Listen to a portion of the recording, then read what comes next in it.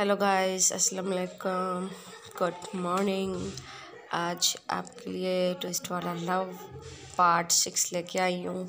आइए चलते हैं स्टोरी की तरफ। पिछले पार्ट की तरफ चलते तो हमने स्टोरी वहाँ पे रोकी थी कि जानवी की हो रही थी शादी, वो भी आयान से। और फाइनली जानवी बहुत खुश थी और आयान से शादी करने के लिए बहुत एक्साइटमेंट भी थी। जानवी अपने घर पे सारी तैयारियां करके वो तैयार होके अपना रूम बंद करके आ चुकी थी और वहाँ आयान भी अपने आप को तैयार करके वहाँ आ चुका था। उन आयान के पास एक मौलवी भी था। मौलवी को बुलाने के बाद उन लोगों ने मोबाइल फ़ोन वीडियो कॉल पे निकाह किया, क्योंकि जानवी जैसे कि आप लोग जानते हो वो नॉन मुस्लिम है और आयान मुस्लिम है। तो आयान चाहता था कि वो अपने हिसाब से शादी करे और जानवी अपने हिसाब से भी करना चाहती थी। तो इन लोगों ने सबसे पहले किया निकाह वीडियो कॉल पे। मौलवी से दुआ बढ़वाने के बाद आयान मौलवी साहब ने जानवी से पूछा कि आयान और फलाने का बेटा है, 20,000 रुपये हक मेहर, क्या आपको कबूल है? तो जानवी ने वहाँ से कबूल है बोला और यही बात 3 बार बोली गई, क्या आपको ये निकाह कबूल है? तो जानवी ने तीनों बार हाँ की और ऐसे इन लोगों के हिसाब से 20,000 रुपये हक मेहर पे ये निकाह हुआ। और उसके बाद जानवी गई, अपना सिंदूर लेके आई और कॉल पे ही खुद को लगा दिया, क्योंकि ये लोग अपने अपने कंट्री में रह रहे थे तो वो लोग फ़िलहाल ऐसे ही शादी कर सकते थे।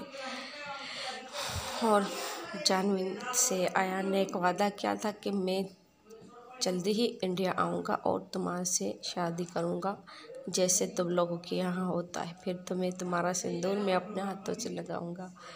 और जानवी उस सिंदूर में बहुत ज़्यादा खूबसूरत लग रही थी। उस दिन दुल्हन के भेष में तैयार हुई दुल्हन इतनी ज़्यादा खूबसूरत लग रही थी। और फाइनली इन लोगों की ऐसे हो गई शादी, निकाह करके और सिंदूर लगा के भी। उसके बाद से जानवी डेली अपनी रूटीन में सिंदूर लगाती है जैसे इंडियन वाइफ करते हैं।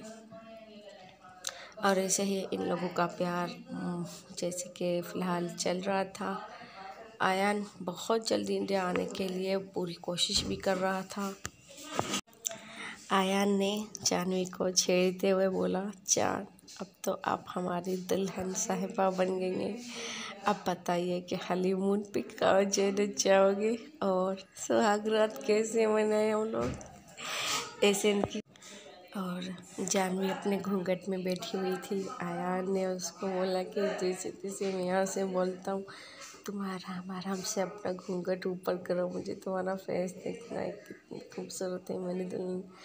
और जैसे ही मुस्लिम लोगों में होता है घूंघट में दुल्हन, वो भी सजी सवरी है अल्लाह। तो जानवी ने अपना घूंघट हटाया तो आयान का हार्ट बीट इतनी तेज हो गई है, वो तो अपनी दुल्हन को देखने ही लग गया। और ऐसे ही इन लोगों की शादी हुई। फिर जानवी को आयान ने किस किया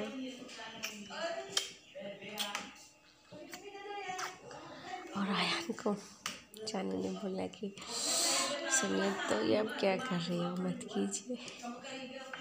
और ऐसे ही इन लोगों की क्यूट क्यूट मोमेंट्स होते रहे, क्यूट क्यूट बातें होती रही। उन बातों बातों में ये लोग लड़ पड़े।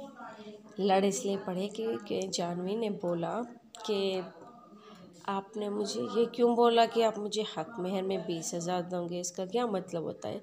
तो आयान ने समझाया कि उन लोगों के यहाँ शादी के बाद बीवी को पैसे देने होते हैं और ये इन लोगों की रस्म है जो लाजमी होती है और वो उसी रात देने होते हैं। तो आयान ने बोला, जब भी मैं आपसे इंडिया आऊँगा आपके पास और आपसे दोबारा शादी करूँगा तब वो हक मेहर की रकम अदा कर दूँगा पक्का।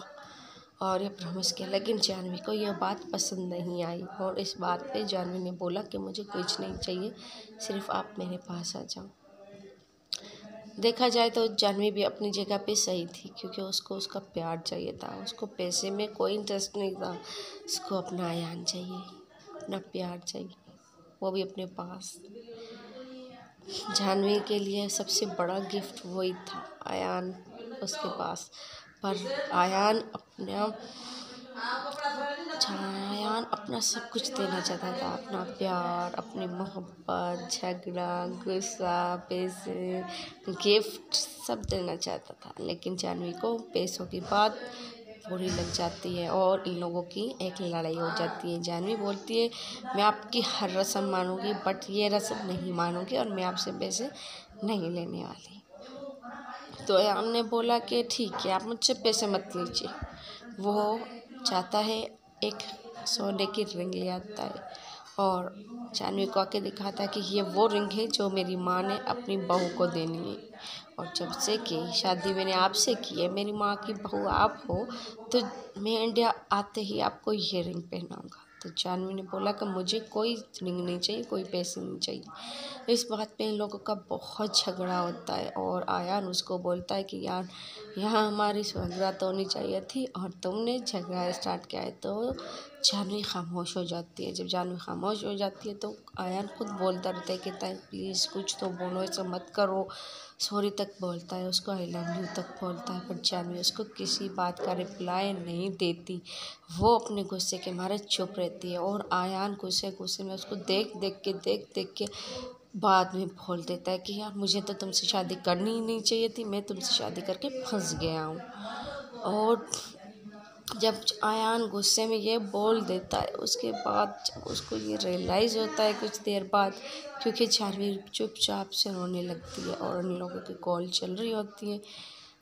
आयान उससे माफ़ी मांगता है, सॉरी बोलता है, बट ये बात जानवी को चुभ गई होती है दिल में। जैसे नहीं होता इंसान को कभी कभी चलते हुए कांटा चुभ जाता है और वो निकल तो जाता है, बट वहाँ पे अपना जख्म का निशान छोड़ जाता है। वैसे ही पहले ही दिन आयान ने एक चोट दे दी, एक ऐसी चोट दे दी अपनी जान को जो जानवी चाहे तब भी नहीं भूल सकती, और जानवी ये बात कभी नहीं भूलेगी। क्योंकि जानवी की एक अच्छी बात होती है कि वो अच्छे पल भूल जाए तो भूल जाए, पर अगर उसकी कोई बेइज्जती करे वो उसको नहीं है पसंद। उसने कितने अरमानों के साथ आयान से शादी की थी और इस बात के लिए भी राज़ी होगी कि इतने दूर से मोबाइल फ़ोन पे शादी करते, लेकिन फिर भी आयान ने अपने गुस्से पे कंट्रोल नहीं रखा। वो शार्ट टेम्पर हुआ और उसके मुंह से ना चाहते हुए भी वो वर्ड्स निकल गए जो उसे नहीं कहने चाहिए थे। उसके बाद आयान ने बहुत माफ़ी मांगी, बट जानवी ने उसे माफ़ नहीं किया। बस बोल दिया कि जाने दो बात को। बात तो जानवी ने वहाँ ख़त्म कर दी थी, पर असल में वो बात वहाँ ख़त्म नहीं हुई थी। हमेशा हमेशा के लिए जानवी के दिल में बस गई थी। तो दोस्तों देखते हैं आगे क्या होता है। आगे तो हम आप लोगों को बताएंगे कल। फाइनली इन लोगों की शादी हो गई और वीडियो कॉल पे हुई। इन लोगों की ये शादी इन लोगों के लिए बहुत अहमियत रखती है। आगे क्या क्या स्टोरी में होगा वो जानने के लिए तो आप लोगों को देखना पड़ेगा नेक्स्ट पार्ट। तो मिलते हैं हम लोग नेक्स्ट पार्ट में।